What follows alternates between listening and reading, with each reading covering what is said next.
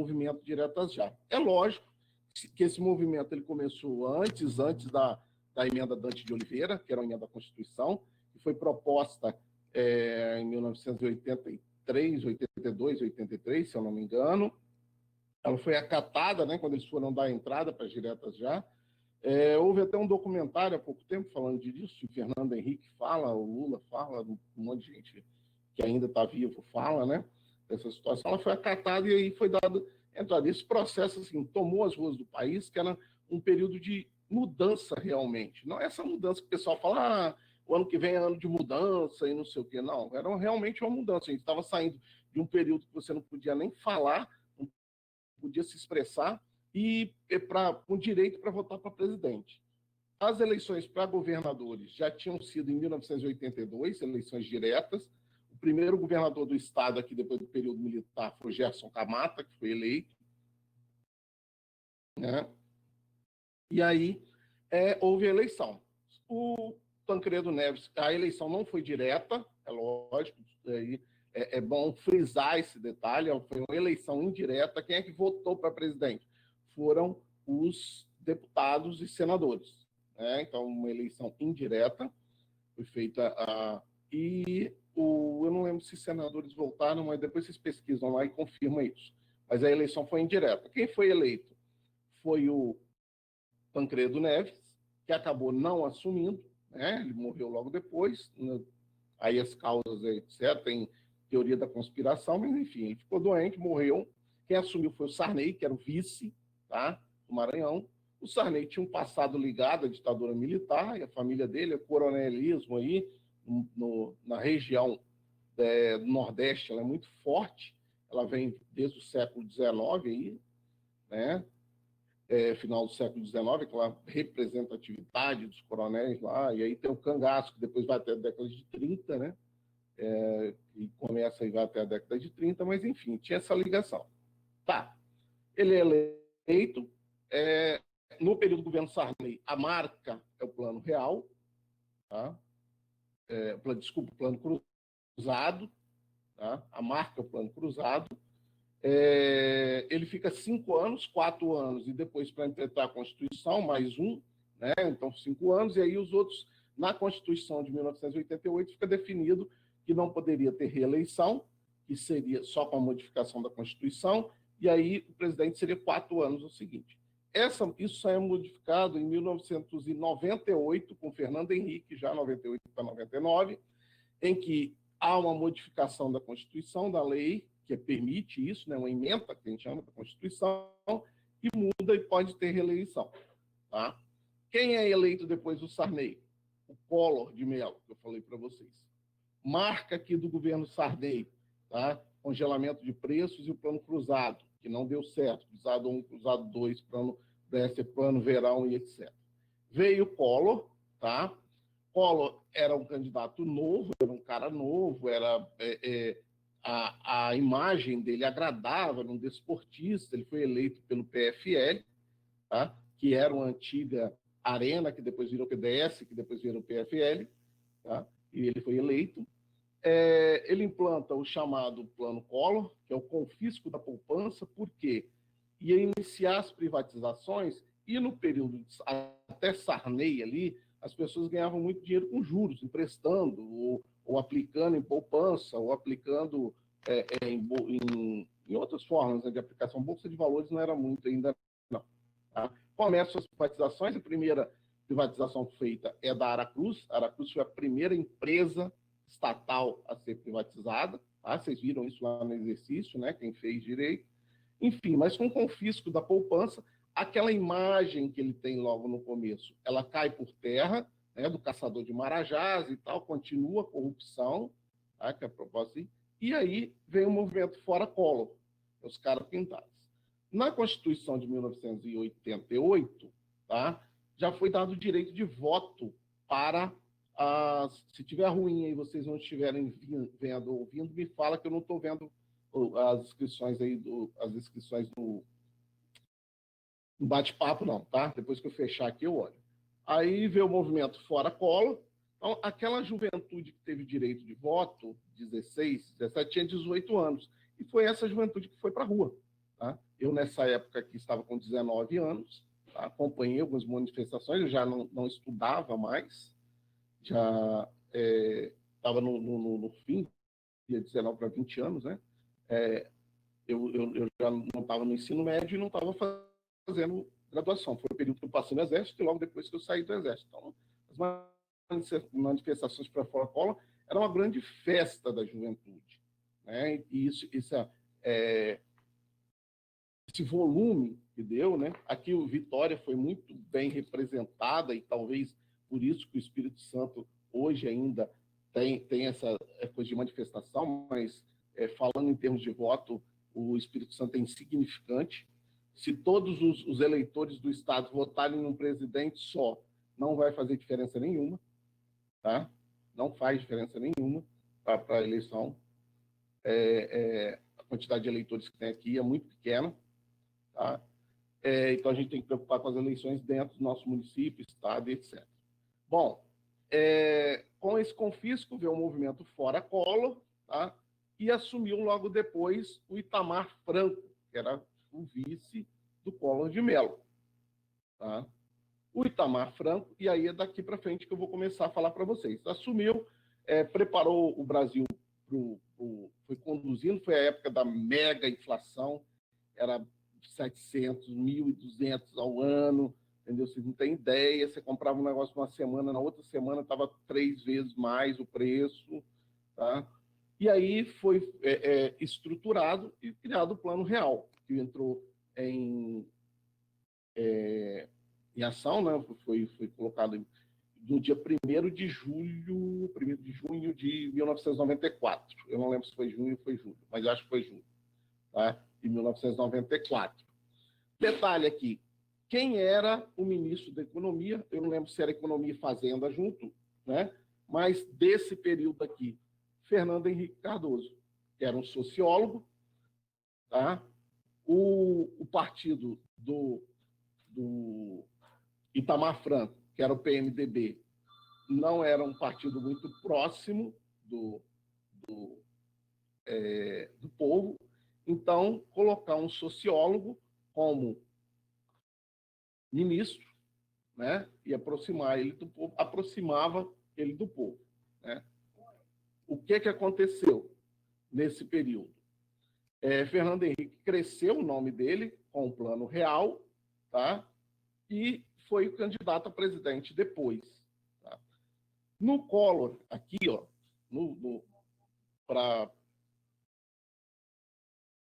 na eleição para presidente, o Lula já foi candidato a presidente junto com o Collor.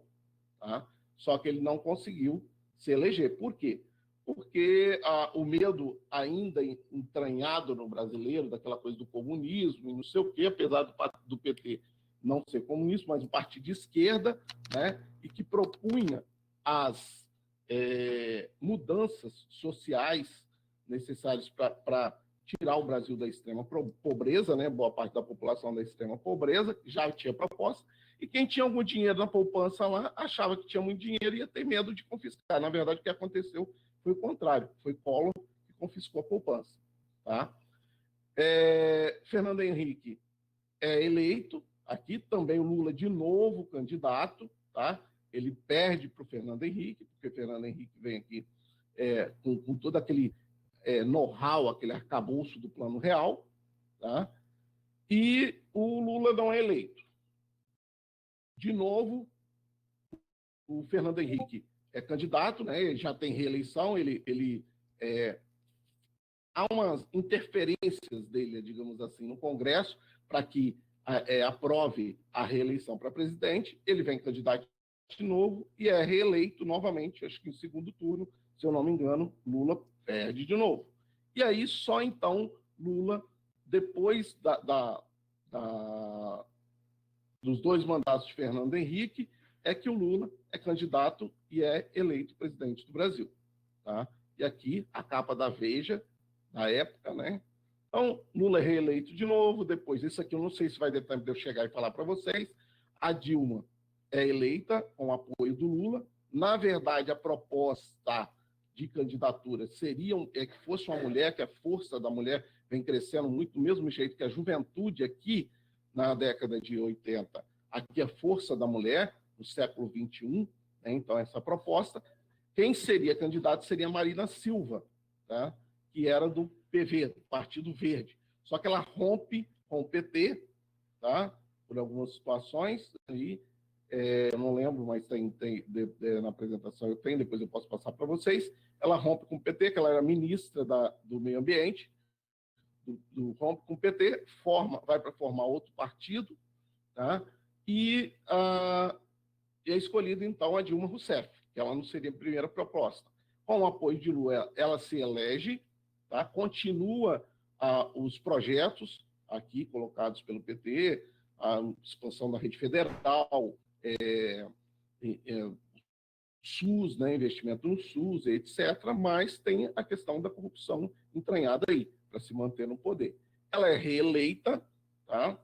Uma margem confirmado contra o Aécio Neves, depois eu falo aqui os candidatos que foram adversários deles, e aí vem aquele processo de 2016, tá? 2015, 2016, do impeachment da Dilma, que até hoje o reconhecimento é que realmente foi um processo de golpe. Quem que coloca no lugar? O Temer, que estava mais sujo do que pau de galinheiro, mas ele era o vice da Dilma, que inclusive ele rompeu e traiu a presidência, tá? Porque estava entranhado aí no emaranhado de coisas desse processo de corrupção, mas ele também estava envolvido e aí assume com o apoio do Congresso, que era com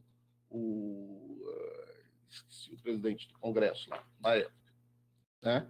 Que depois cai também e é preso, e está todo mundo preso, e etc. Né? E aí, depois desse processo, tá? Aqui, exatamente nesse rompimento, nessa cisão aqui, e com a ajuda da mídia, é que vem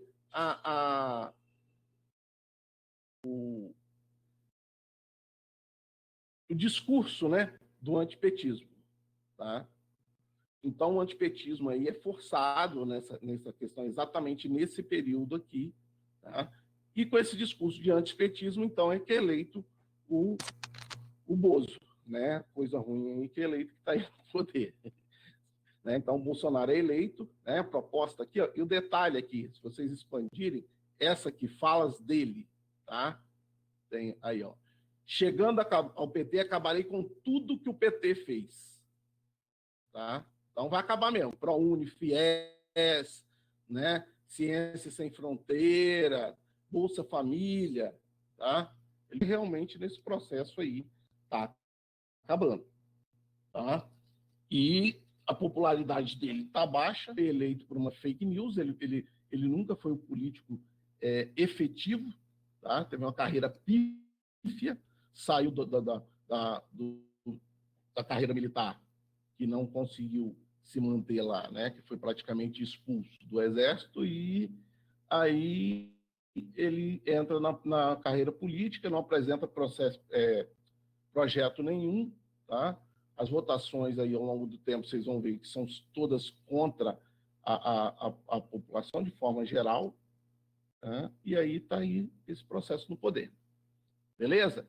Aqui, com relações sem apanhado, que aí eu vou começar depois de Collor, que eu já falei com vocês, da apresentação. Vocês têm alguma pergunta mais específica?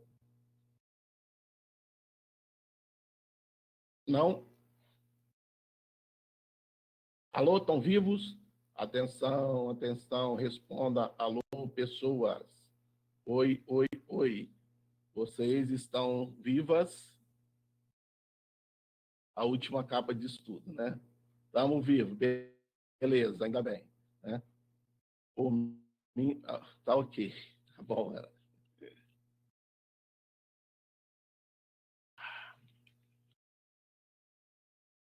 Deixa eu... Beleza, então. Deixa eu seguir em frente aqui. Então, olha só.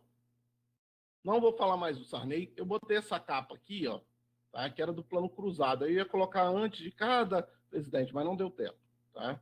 Aí o detalhe, né, que eu ia falar, eu sempre, no Direta Já, a Veja estava lá. Né? No plano cruzado, a Veja estava lá. Na eleição do Collor, a Veja estava lá. No Fora Collor também. Na plantação do Cruzado, na eleição da Dilma, na eleição do Fernando Henrique, na eleição do Bolsonaro, a Veja estava lá. Ou seja, eu estou acabando de chegar na conclusão que o problema do Brasil é a revista Veja. Tá? Mas, brincadeiras à parte, vamos lá. Professor?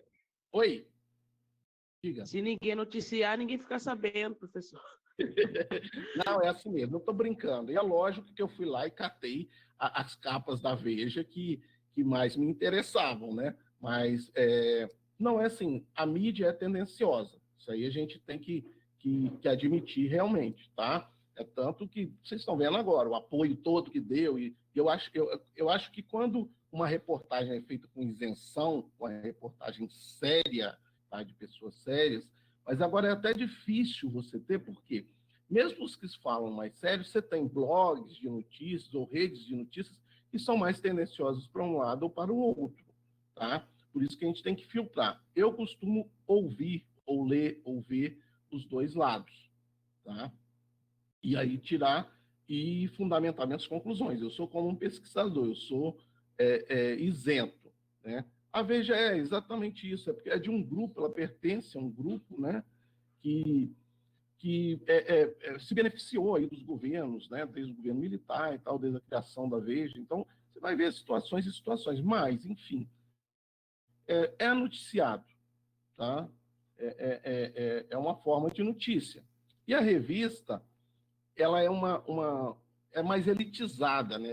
É uma forma de mídia, né? De reportagem mais elitizada, diferente um pouco dos jornais, tá? E até os jornais a gente vê aí, por exemplo, você pega o Metro, que é de graça, a forma das notícias de lá, e você pega o Globo, o New York Times, né? O Correio Brasiliense, né? Que tem as suas tendências, mas a estrutura de reportagem ela é muito diferente, né, uma do outro. E tinha um jornal chamado O Povo, que era de São Paulo, do Rio de Janeiro, desculpa, que chamava de Povão, que era um jornal que só saía tragédia, só tinha, era tipo esses noticiários agora que a gente tem sensacionalista ali, os Amaro Neto da vida. Mas vamos lá. Isso aqui eu já falei para vocês, ó, tá? Sarney, governo do Sarney, então lembra, né, o plano cruzado e tal, né? Depois veio as eleições aqui, tá? Como que ele conseguiu eliminar a esquerda, né? Frear a esquerda com os deputados aqui que foram eleitos, tá? E as capas da Veja, se vocês procurarem, eu acho que a Veja disponibilizou todas as revistas até 2000 de graça. Tem um site aí que vocês acham. E aí tem as reportagens dentro. É bom para a gente ter uma noção, quando vocês quiserem ver alguma coisa de história, e logicamente é bom confirmar, mas dá para ver isso. Tá? Aqui o Plano Cruzado 2, né? A instalação da Assembleia Nacional Constituinte, Plano Bresser, né? A nova Constituição, que é a Constituição Cidadã, já mostrei isso para vocês, o que veio da Constituição, as questões ambientais e a morte de Chico Mendes, aí o Plano Verão, tá? Que já tinha desvalorizado e muito cruzado aí, que foi colocado como cruzado novo, tá? A década de 80, a década perdida no mundo, a sucessão do Sarney, aí os vários candidatos, tá? E a quantidade de candidatos, aí eu mostrei para vocês, tá? Não entrei muito. E aí vem essa capa da Veja que eu tinha colocado, que é a batalha para mudar o Brasil, tá? Então, se vocês expandirem aí, eu acho que dá para ler com muita dificuldade, porque a qualidade da imagem não está muito boa, do que era a proposta do governo de esquerda, representado pelo PT, e o que era direita. Tá? Lembrando que o PFL aí, ele vem de uma história do PDS, que ele foi criado no governo Vargas, né? O bipartidarismo lá no governo Vargas. Depois retomou de novo no governo militar, né? Então, o que o PT propunha e o que o Collor propunha com o PFL? PT, a crença no papel do governo para melhorar a vida dos pobres. Tá? O Collor, combate aos privilégios da máquina do governo, então combate ao Marajás. Né? PT, a confiança na ação das empresas estatais. O PT era pela não privatização, porque o desemprego, e realmente essa limpeza, né, nesse neoliberalismo, houve um desemprego muito grande. E aí, por isso que a economia brasileira estagnou também depois de um tempo, e só começa a deslanchar de meados de 90 para frente. Tá? Tentativa de abrir a economia, precisava ser feito, sim, tá? Mas não da forma que foi feito. A fé, tá? No calote de dívida externa. Tá? A promessa de privatizar as estatais. Aqui, ó, um dos erros do PT de não pagar a dívida externa. Tudo bem, era uma dívida escorchante, mas você precisava se negociar. Né? Reforma agrária, a partir de 500 hectares, tá? Aumentar o bolo para dividir a renda. Isso aqui, ó, a gente sabe que é balela, tá? Por quê? Lá no governo militar, a gente já viu a situação do vamos fazer o bolo crescer para depois distribuir. Tá? Então, assim, como que a gente vê que algumas coisas elas são copiadas de um governo para o outro? Tá? Então, vem o governo Collor, tá? Aqui Collor no segundo turno, versus Lula, a união da esquerda, a união da direita, aqui a Fif Domingos, etc. Aqui o Mário Covas, né? Na época, e o Brizola, tá? Que foi governador do Rio de Janeiro, quem conhece a história do Rio, o CIEPS aí, tá? Então, qual que ele era? O caçador de Marajá, o discurso novo e moderno, né? Tinha família ligada à ditadura militar, assim como o Sarney, tá? E ele implanta o Plano Collor em 1990 com a Zélia, né? Zélia Cardoso de Mello, tá? Que não é parente do Fernando Henrique, e volta o cruzeiro aqui, um cruzado novo, tá? Passa a valer um cruzeiro, ele muda a moeda. Aí ele confisca os investimentos de poupança, no máximo equivalente a 12 mil reais. Seria hoje, vamos botar uns 60 mil reais, né? A média de o que tinha 60 mil reais abaixo, você podia tirar. O que tivesse acima, ficava confiscado.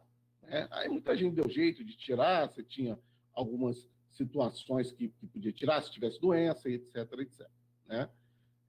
Ele aumenta as tarifas públicas, para poder atrair tarifa de água, luz, telefone, que tudo isso era estatal, tá? Facilita as importações, isso dá uma reforçada, uma modernizada na economia e nos produtos brasileiros, porém quebra com muitas empresas, tá? Privatiza as estatais, aqui começa a privatização, a primeira a ser privatizada foi a Aracruz Celulosa. Reduz os gastos públicos, salários, aposentadorias e projetos sociais, tá? Mas lógico, mente aqui que não cortou lá nos salários mais altos, cortou os mais baixos, né? O servidor público que sofreu muito nesse período. Início efetivo do neoliberalismo, começa aqui, tá? E o objetivo era a queda da inflação por meio da redução do consumo. Qual era a proposta? Privatizar para fazer dinheiro em caixa e diminuindo os salários, você diminui o consumo, portanto, você freia a inflação. Porém, você estagna a economia também. Tá? O resultado foi uma redução do consumo, redução da produção, desemprego, muitas falências, tá? E uma crise sem precedentes. E aí, daí, começaram a ver a carga que tinha feito e, principalmente, desagradou a classe média, e aí começa o processo de pedido de impeachment do Collor. Né? Aqui, Pedro Collor, irmão do presidente, faz graves denúncias à revista Veja, tá? O PC Farias aqui, que era o tesoureiro, esquema PC, aí depois ele é morto em 1996, alguns acreditam aí que é queima de arquivo, né? Então tem a situação. Mobilizações populares, tá? Essa foto aqui é de Vitória, é dali da Salesiana até a Escola Técnica, tudo ficava cheio, lotado, os caras pintados aqui, tá? Então muita juventude, você via na época, né? Era muito legal ir para essas manifestações. E aí, assim, tinha um valor, uma maturidade maior com relação à política, mas também tinha muito oba-oba. Né? Eles aproveitaram esse ganho de gente massa aí para poder fazer propaganda. Sua mãe foi, Breno, e eu também. Em setembro de 92, tá? O Congresso aprova o impeachment, tá? O Collor denuncia renuncia antes de sofrer o impeachment, a gente fala impeachment de Collor, mas ele não sofreu o impeachment, ele renuncia antes para não perder os direitos políticos. Tá? O Itamar Franco assume aí dessa parte à frente que eu não falei para vocês. Tá? Ele é um cara discreto, um passado que não tinha mácula aí, né, que procurado, era um cara mineiro, tranquilo, tinha sido deputado e tal, mas não tinha muita só um minuto aqui, pessoal.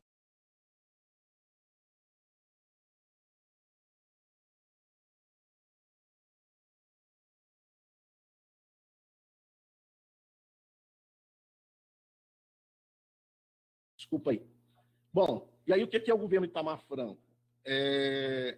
Ele procura dar continuidade às privatizações, tá? Então é um cara assim que vai amenizar esse processo, essa coisa de essa mácula, né, que foi deixada por governos passados, né? Então vamos chamar de um café com leite, uma água com açúcar ali, né, para poder minimizar. Ele dá continuidade, coloca o salário mínimo a $100, então toda vez que o dólar subia o salário mínimo, tanto que todo final de mês você, nessa época, eu não era proprietário de nada, mas eu trabalhava uma padaria do meu cunhado, e aí eu fazia folha de pagamento já, né? Então todo mês mudava o salário.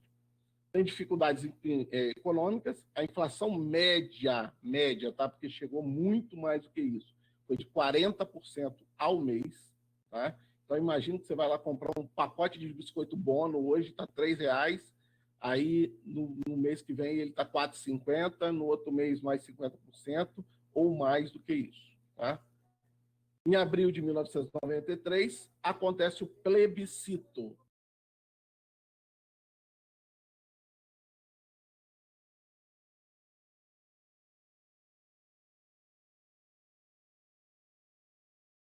Desculpa de novo, tá? Que tem um pouco falando demais aqui. Aí, em 1993, tem um plebiscito, aonde, nesse plebiscito, quais são as perguntas, na verdade, né, que é feito. Só um...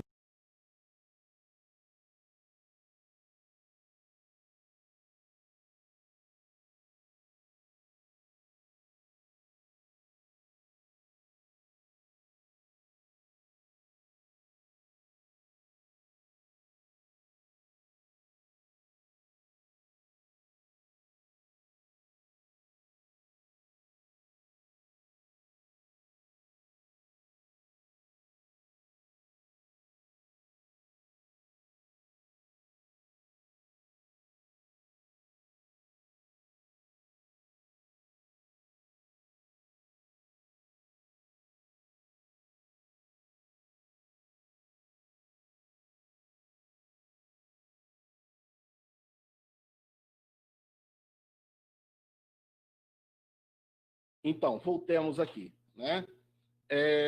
E aí tem um plebiscito, tá?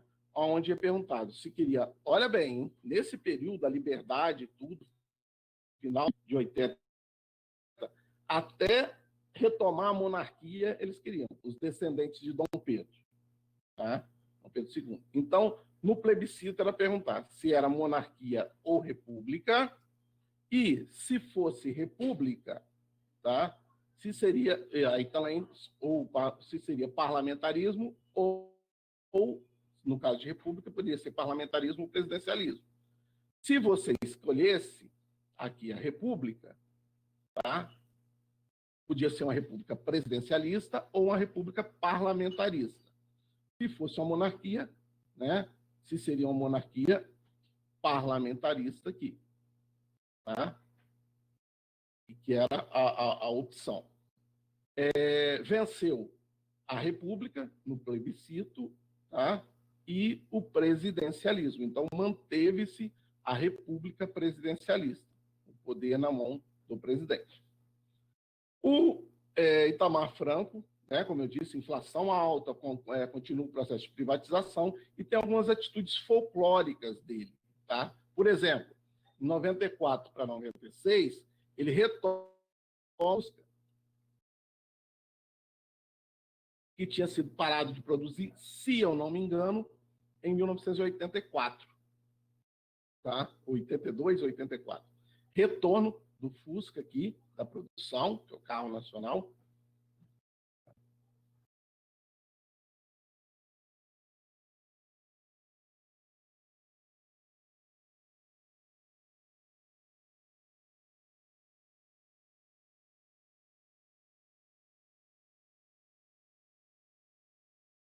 Em 94 acontece uma situação assim um tanto quanto peculiar, né? Ele é convidado para ir num camarote, acho que era do Sambódromo, no Rio de Janeiro, acredito que sim, tá? E aí, essa pessoa aqui, chamada Lilian Ramos, que era uma atriz, mas ninguém ouviu o papel nada dela, modelo, etc., estava lá, ela chamada para subir no palanque junto com ele, e aqui vocês estão vendo uma foto aqui, ó. Aqui, logicamente, o pessoal exagera e já coloca a mão abraçando ela, tá? Aqui, ó, você vê que o Itamar Franco está com a mão para frente, tá? Não tem nada a ver. Essa pessoa sobe, eles vestiram uma camiseta e tiram umas fotos lá de baixo. Teoricamente, ela estava sem a peça íntima inferior. Tá? Então, isso deu um bafafá e tal, e etc. Disse que tinha um caso com ela que era para quê? Para queimar, olha só como que é suja a política, né? Queimar a imagem do cara. E outra coisa, se ele quisesse pegar modelo, ele era viúvo mesmo, tem nada a ver que pega isso. Se quiser dela das mole para ele e ele tivesse afim, desse mole, não, né? Se os dois tivessem, é que é até um termo ruim de usar, mas se tivesse assim, mas assim, como que é queimar essa questão da imagem pública, né? Colocando essa questão. E aí pronto, era a vida dele, problema dele, se ele quisesse dela, etc. Mas tá. E exatamente, né, Monique? É basicamente isso. Mas, assim, tem até uma capa da Veja que eu não coloquei aqui, é porque aquelas imagens logo lá no começo, elas tinham. Como é que é? A, ficou. Estragou a imagem, né? Desconfigurou, aliás. Aqui, deixa eu ver se tem aqui, no começo, essa primeira imagem aqui, que é a capa da Veja da época.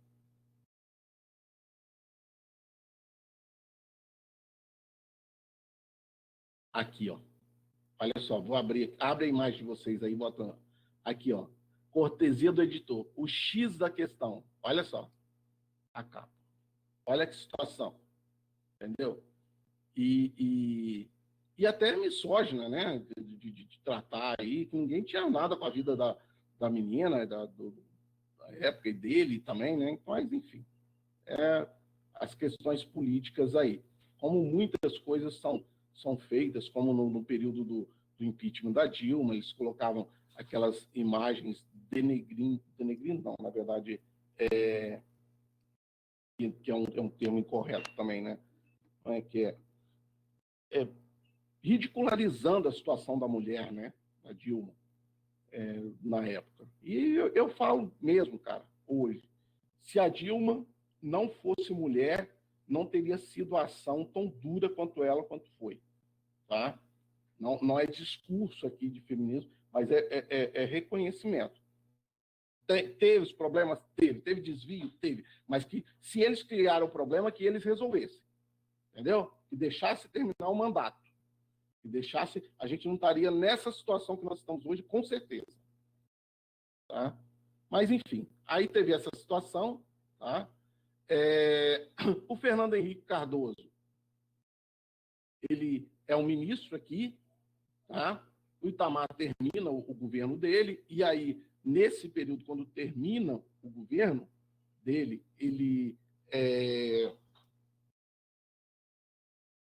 o Brasil está mais estável, teve privatizações, teve desemprego, mas teve uma modernização da produção. Tá? Fernando Henrique assume o Ministério da Fazenda em 1993, tá? Eu falei que eu não sabia se era economia ou fazenda, ou se era tudo junto, que eu não lembro mais. Só que o detalhe, ele é um sociólogo, tá? E por que o Ministério da Fazenda? Que era o que ia ter mais vultos, já estava preparado ali a história do real, né? Tem alguns documentários, tem filme, eu acho, que conta essa história, tá?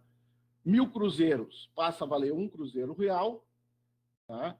E a criação da URV. 1º de julho de 94, que eu falei que eu estava na dúvida com vocês, cria a URV. O que é a URV? É unidade de valor referência. $1 vale uma URV. tá? E antes de ser real, antes dessa colocação do real, de criar a moeda real, como é que foi? O real valia $1, tá? E a URV, logo no começo, valia $1 também. Tá? Aliás, $1 valia R$1. O cruzeiro foi colocado na posição de URV, então ele foi desvalorizando. E o real permaneceu, porque o real era igual ao dólar.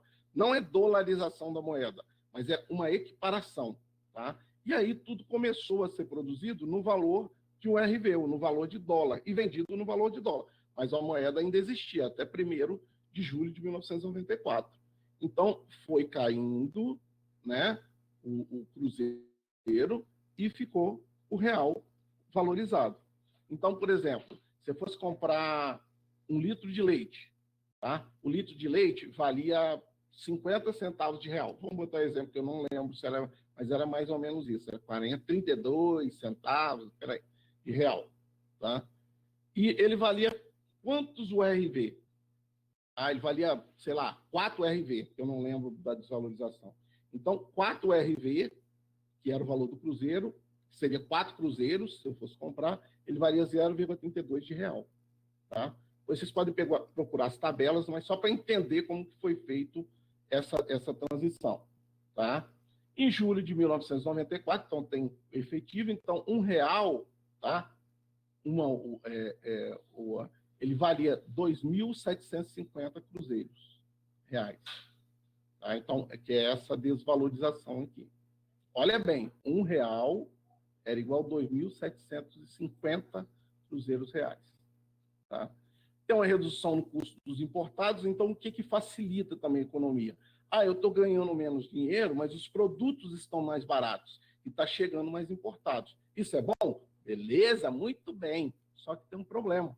Quando você entra muito importado, você deixa de produzir na indústria nacional. Se você deixa de produzir na indústria nacional, você deixa de gerar emprego. Se você deixa de gerar emprego, a economia tende a estagnar. E aí foi feita uma modernização tecnológica, tá? E foi incentivado para atrair o capital produtivo. Tá? Por quê? O que acontece dessas empresas? Tudo que estava vindo importado, por exemplo, importavam cerveja, né? Em 94 tinha muita importação de cerveja, tá? Então importava cerveja, as cervejarias começaram a investir no Brasil. Sucos, esses sucos de caixinha que a gente tem aí, na época não tinha, ele vinha no vidro e em lata, que era o suco Del Valle, que agora foi comprado pela Coca-Cola, né? Ambev aí, virou tudo uma porcaria, mas era um suco excelente. Você tinha 4 sabores, acho que vinha. Era manga, pêssego, nectarina e o outro eu não lembro. Acho que era goiaba. Assim, o suco era uma delícia. E aí eles passaram a fazer o quê? Produzir no Brasil, porque era mais barato produzir aqui. Hoje, com o processo de globalização, que foi ao fim da década de 90, é mais barato produzir no México, na Argentina e trazer para o Brasil. Tá? Então, as plantas, as fábricas podem mudar para todo lugar. Tá? Tem uma queda na inflação, uma estabilidade econômica, e aí, por conta disso, Fernando Henrique Cardoso tem ampla popularidade. E ele vence as eleições presidenciais em 1994, no primeiro turno. Ganha no primeiro turno, essa popularidade. Em 1998, depois de votado que podia se reeleger, é que o Lula perde no segundo turno. Tá? E aqui, um gráfico da inflação brasileira, tá? No período. Se vocês procurarem aqui inflação brasileira, colocar lá na internet, vocês vão achar esse gráfico. Tá? Olha no período Itamar aqui. Professor, Oi, diga, Tamiris. você poderia votar na dolarização? Eu não entendi muito bem. Isso aqui do dólar? É, Assim, porque, na verdade, eu cometi uma confusão aqui. 1.000 cruzeiros era igual a um cruzeiro real. Tá? Então, depois de cruzeiro do Collor lá, foi feito o corte da moeda, corte dos zeros, tá? E... Peraí, deixa eu fiscar aqui.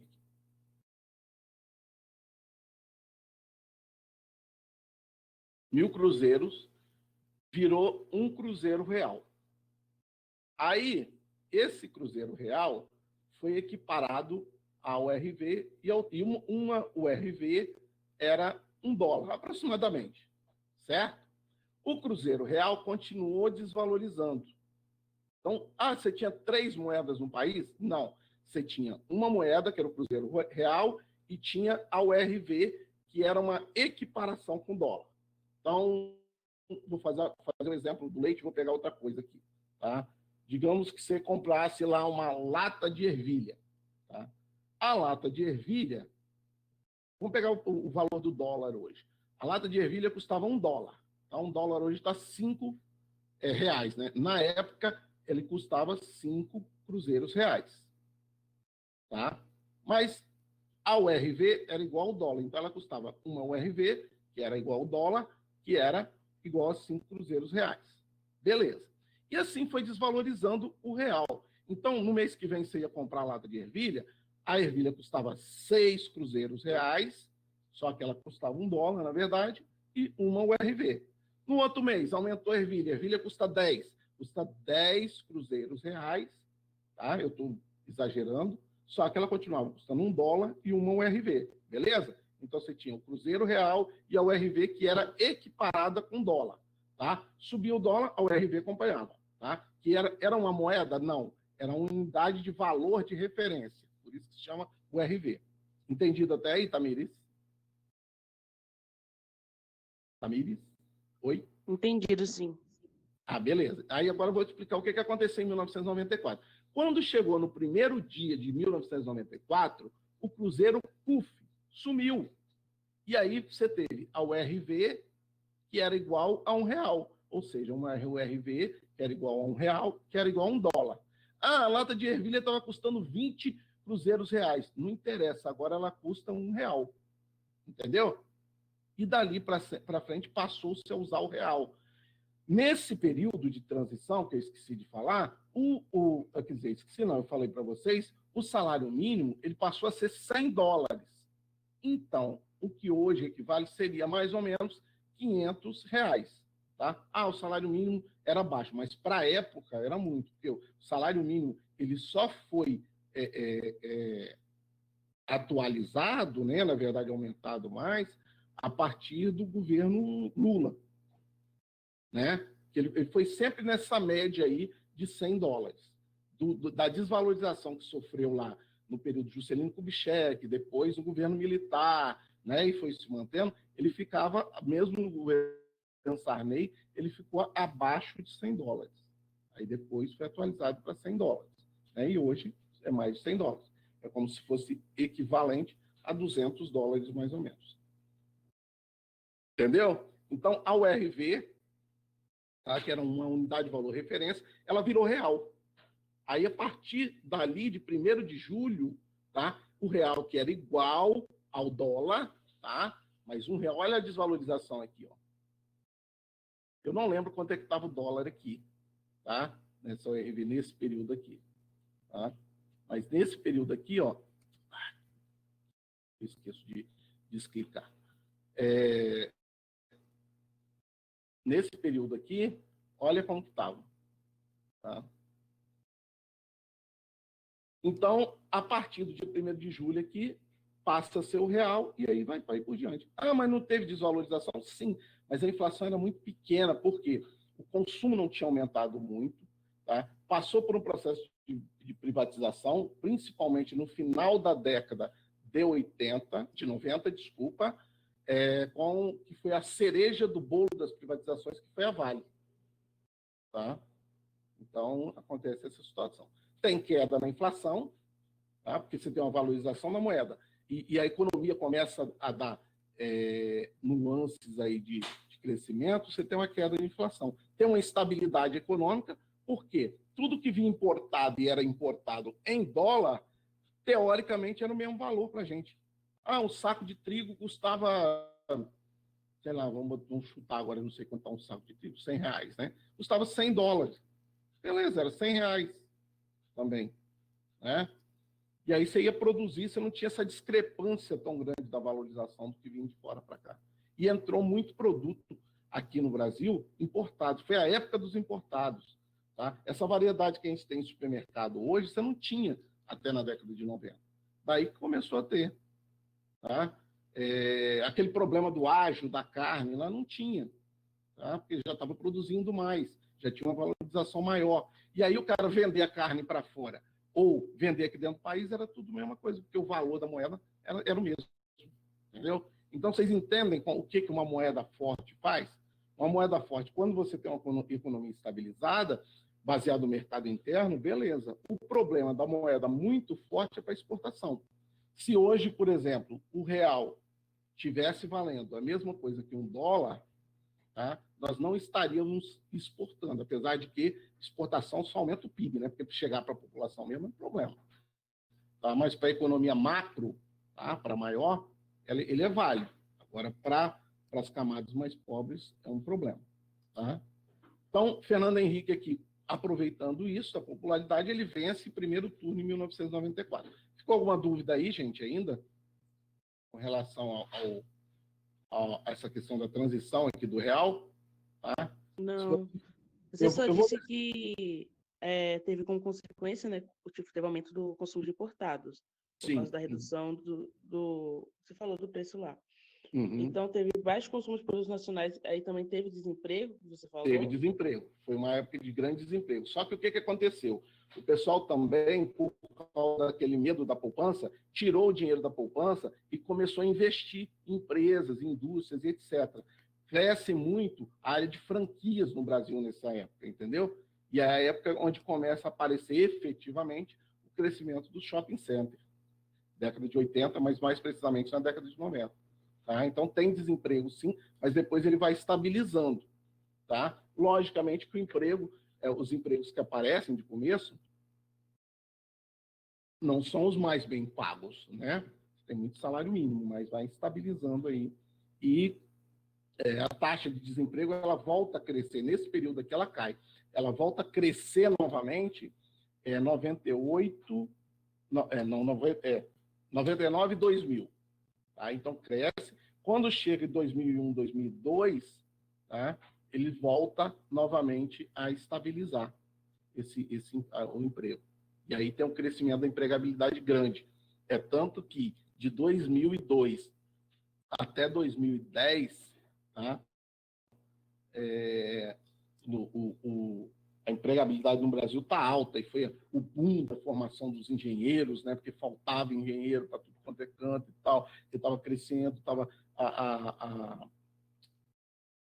construção civil, etc., tudo estava crescendo. Beleza? Então, aqui, ó, esse gráfico de inflação aqui, se vocês quiserem ver depois, tá? O governo Dutra, aqui ele paga a partir de 46, não tem de Vargas antes, tá? Mas o segundo governo Vargas, aí Juscelino, uma queda no começo, depois subida, João Goulart, presidente Médici aqui. Por que deu esse período aqui? Foi investimento das grandes áreas públicas e o sucateamento dos salários, muito grande. Aí começa a subir, Geisel aqui, já, ó. E aí depois, por consequência desses governos anteriores, Sarney, tá? Que é aquilo que eu expliquei para vocês, congelamento, mas não aumentou a renda, congelamento de preço, e aí elevou o consumo, a inflação elevou muito. Final do governo Sarney, governo Collor cai um pouco por causa do confisco da poupança e depois volta a subir também, tá? No governo Itamar, que vai a uns picos aí de inflação lá em cima. Ok? Isso aqui era um gráfico da eleição de 95, mas, como eu disse para vocês, isso configurou tudo. É só mostrando a eleição de 95 e 2002, né? E aí tinha o Fernando Henrique aqui em 1995, 94, na verdade, que ele entrou em 95, 98, não, 99, quando ele foi eleito, né? E 2002, quando foi com Lula. Tá? Nesse período, olha só, gravem bem isso. Se estiver em prova do Enem, perguntar alguma coisa. O Mercosul foi criado no governo do Fernando Collor de Mello, tá? 1989. Foi criado. No período de Fernando Henrique, ele teve um fortalecimento, tá? Que foi quando o Brasil se posicionou contra a ALCA, tá? a área de livre comércio das Américas. E aí os Estados Unidos, junto com o Canadá, criou o NAFTA e puxou o México para lá. Tá? Tem novas relações comerciais, que era só com os Estados Unidos ali, o que hoje a gente tem também com a China, tá? Que foi no período do governo do PT, a gente teve, nós tivemos novas relações aqui com a União Europeia. Em qual governo? O governo Fernando Henrique. Tá? E aqui o conflito que eu falei com a ALCA, né? Realmente peitou, e o papel do Brasil foi muito importante nisso. O Brasil é o maior país com a maior economia da América Latina, um dos maiores do mundo. Agora a gente está caindo, né? Infelizmente, mas é o maior economia da América Latina, com importância muito grande de representatividade. Beleza? Tá? Aí, utilizando o Plano Real como política de campanha, foi eleito e reeleito, tá? Pela primeira vez na história do Brasil, no primeiro turno. Tá? Há um aumento dos juros, tá? Uma queda do consumo para baixar a inflação. Então, ele aumenta os juros aqui para poder diminuir o consumo. Porque quando aumentam os juros, as pessoas vão botar na poupança. Tem também um aumento da violência no campo, porque não foi feito nada de reforma agrária. Os conflitos, né? E nas cidades, com o fortalecimento e o aparecimento, o Comando Vermelho já existia no Rio de Janeiro, começa o PCC, né, a aparecer aí, e o crime organizado, realmente organizado, que vem daquele núcleo de bicheiros, daí entra o tráfico de drogas aí, nesse período. Se vocês querem e gostam dessa temática relacionado à urbanização e ao crime aí, tem um livro do Caco Barcelos, muito bom de ler, tá? Chamado Abusado. Tá? Ele conta a história do Marcinho VP, no Morro Dona Marta, no Rio de Janeiro. E aí conta todo esse período aí. Tem alguns filmes que se passam, né? Aquele Salve Geral e etc. E aí tem esse período aí. E eu acho que ia passar, não sei que. Passou já segunda-feira? Bacurau, né? Ah, não. Não sei não. Um dia desse aí vai passar, Bacurau. Tá? Que fala um pouco dessa história também. Mas vale a pena ver. Tá? E do outro lado, vocês têm Tropa de Elite, né? Que você está aí para ver, mas tem um outro livro chamado Rota, a Polícia que Mata, também do Caco Barcelos, tá? Em São Paulo. Beleza?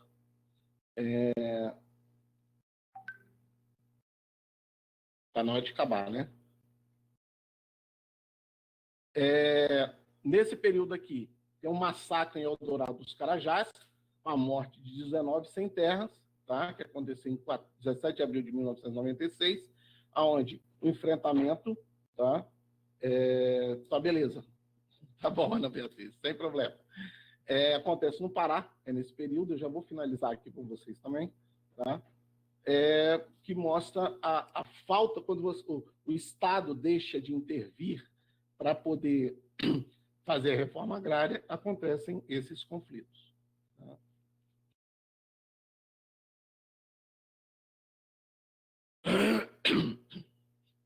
Tem empréstimos, apesar da venda, né, de todas as empresas aqui, ó, Vale, etc, etc, etc, tá? Aumenta consideravelmente a dívida pública. Por quê? Algumas reformas que realmente precisavam ser feitas e não foram feitas. Não estou falando de reforma da Previdência, que ele fez uma reforma da Previdência já. Tá? Acelera as privatizações, é o auge do neoliberalismo, que começa com o Collor e finaliza nesse período aqui, né? Sob o argumento de estimular a modernização e saldar a dívida externa. Precisava fazer? Sim, mas não da forma como foi feito. Por exemplo, por que o Brasil não podia ter uma parcela? Vende 70% da Vale e fica com 30%. Entendeu? Da área de telecomunicações, moderniza, mas fica com a parte de transmissão de energia. Tá? Sendo que o que acontecia? O Brasil modernizava, igual foi na implantação da telefonia celular, modernizou, implantou as telefonias celular e depois vendeu a concessão. Tá? Há uma emenda para reeleição, tá, de governadores e prefeitos que poderiam ser reeleitos e depois foi para presidente, tá? A suspeita de compra de votos, tá? Deputado conta que votou pela reeleição em 200 mil. Por quê? Na Constituição de 98 dizia que era 4 anos só, que não teria direito à reeleição. Então, se estendeu depois. Tá? Em 99, ele é reeleito, tem uma emenda constitucional, que é a primeira reeleição, né? Liberação de verbo para senadores, para eles poderem votar. Isso aqui é compra de voto. Continuidade econômica do Plano Real, tá? E tem uma renegociação da dívida externa, que era o bicho-papão do Brasil, com a FMI, tá? E a política do Brasil e a economia passa a ser monitorada pelo FMI. Tá? Em contrapartida, a gente vai baixar o juro para vocês pagarem, mas a gente tem que ser feito isso, isso e isso. Que é essa intervenção, tá? Que o PT peitou, na verdade, para não ficar batendo. É instituída a CPMF, tá? Que é a contribuição previdenciária. Para cada movimentação, era um percentual baixo, 0,1, se eu não me engano, tá? De cada movimentação. Você transferia um dinheiro, movimentação. Você transferia um percentual que era para ser aplicada, tá? A proposta aqui era para ser aplicada na área de saúde. Vigorou de 1997 até 2007, tá? Quando acabou o CPMF, aí estão querendo voltar, aí já tiveram várias situações. Tivemos vários apagões e racionamento energético aqui, porque não foi feito investimento, modernizou a indústria, modernizou tudo no Brasil, mas não teve investimento em energia elétrica. Tudo governo Fernando Henrique, isso aqui, tá? E o destaque internacional, isso aí a gente tem que dar o braço a torcer, tá? Que é essa briga que a gente está aí. O Brasil sempre foi pioneiro nessas situações. O que ele fez? Ele quebrou a patente dos remédios para combate à AIDS. Tá? E liderou isso na ONU. Tá? Então, os genéricos e a produção dos remédios da AIDS, o Brasil quebrou a patente e começou a produzir. Tá? E quem era o ministro da Saúde, que é a parte que a gente fala em medicamento aqui, ministro da Saúde, era quem? José Serra, tá? Aquele senhor Burns lá, né? Que parece o senhor Burns dos Simpsons, e ele foi o ministro. O que aconteceu com José Serra? Tá? Ele foi o quê? Candidato a presidente. Então, sempre que se tem um segundo mandato, você forma para presidente. E aqui, ó, popularidade de Fernando Henrique, tá? E do Lula, tá? 2001, e do Lula no final do mandato aqui, de cada um. Tá? Mas aí, isso aqui é dado, só vocês procurarem lá. Tá? E aí começa o presidente Luiz Inácio, que infelizmente eu não vou poder continuar com vocês. Tá bom? Gente, essa foi a nossa, teoricamente, aula da saudade. Mas eu vou conversar com o professor, depois, se a gente conseguir combinar ou conversem com ele, tá? Eu marco um aulão para vocês, para a gente fazer uma revisão ou para esse restante do conteúdo, que é do governo do PT até o governo atual. Beleza? Atrasei um pouquinho aí, mas acho que eu consegui passar o que eu queria. Beleza, gente? Obrigado aí pela atenção, pela presença de vocês, tá? E qualquer dúvida que vocês precisarem, qualquer coisa, é só entrar em contato comigo, tá? Lá no WhatsApp, no privado, no grupo, tá bom? Abração. Até mais.